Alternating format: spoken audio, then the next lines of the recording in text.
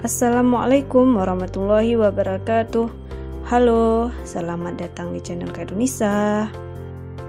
Nah, sebelum mulai belajar, baiknya kita baca doa dulu ya, agar ilmu yang didapatkan nanti berkah dan bermanfaat untuk kalian semuanya.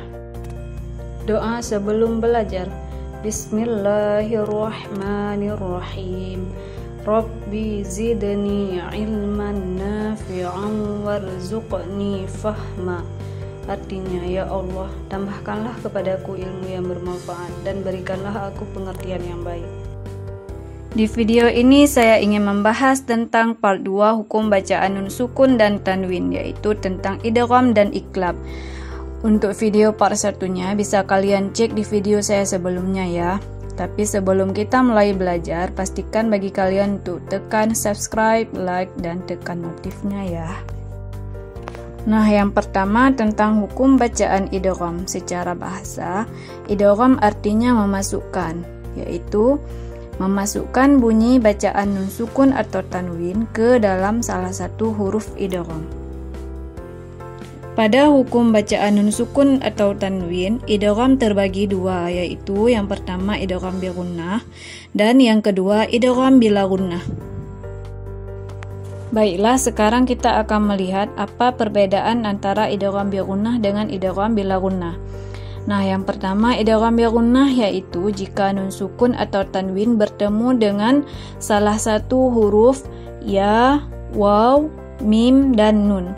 Jadi pada idgham bi gunnah ini hurufnya ada 4, yaitu yang tadi ya, waw, mim, dan nun. Sedangkan untuk cara membacanya, idgham bi gunnah ini harus dibaca secara berdengung. Perhatikan contoh berikut ini. Lan nadkhulaha. Pada kata lan nad, pertama di sini ada huruf nun sukun dan setelahnya ada huruf nun yang merupakan huruf idgham bi gunnah. Jadi ini adalah contoh idgham bi gunnah. Biar lebih jelas lagi, perhatikan contoh berikut ini yang terdapat tanda tanwinnya. Amilatun nasibah.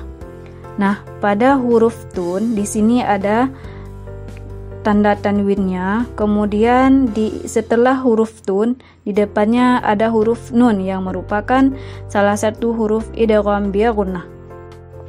Sedangkan idgham bila gunnah adalah jika nun sukun atau tanwin bertemu dengan huruf lam atau ra.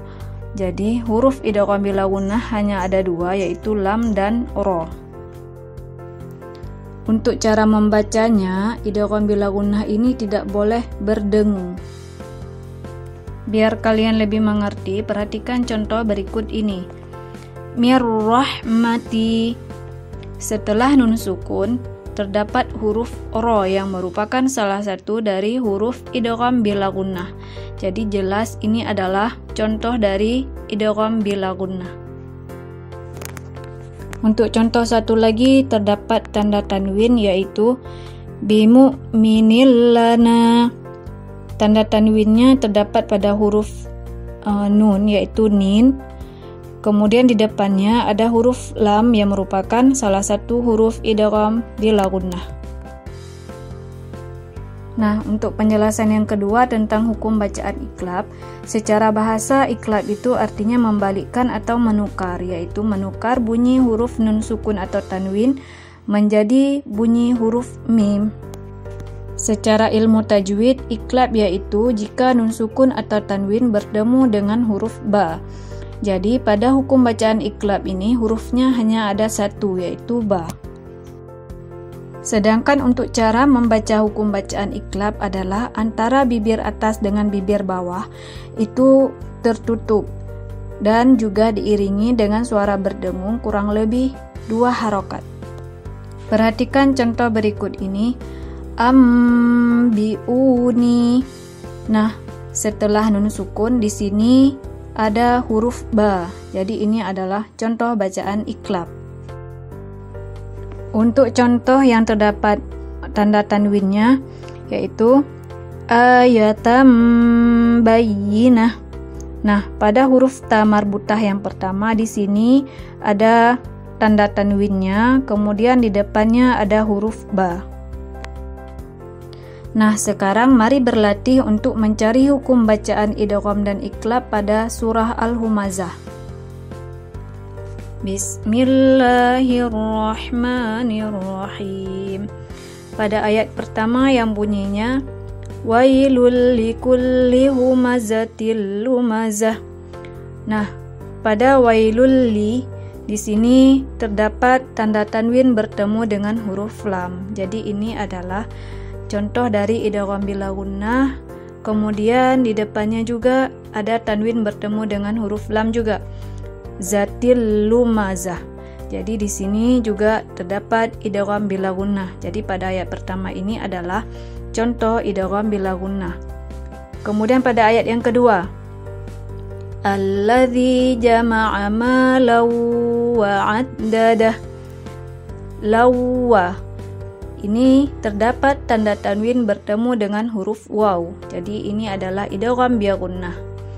Pada ayat yang ketiga, yahsabu anna malahu akhladah.